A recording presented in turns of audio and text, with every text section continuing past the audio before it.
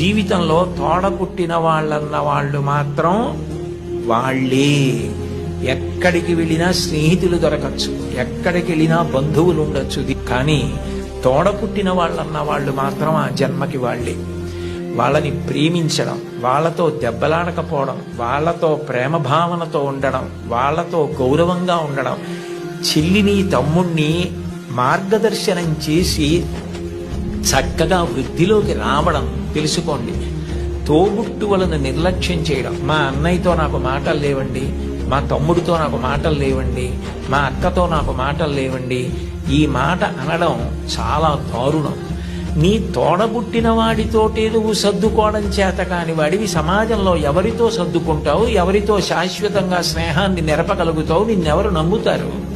ఎంతమంది వచ్చినా నీ తోబుట్టువులు నీ ఇంటికి రాకపోతే ఏమిటో ఆయన ఊరందరికీ చెప్తారు కానండి, వాళ్ళ తమ్ముడే వాళ్ళ ఇంటికి రాడు, వాళ్ళ అన్నయ్యే వాళ్ళ ఇంటికి రాడు అంటారు. విలితి ప్రసంగం అవుతుంది. తోబుట్టువులతో సఖ్యత ఎప్పుడూ పాటించాలి.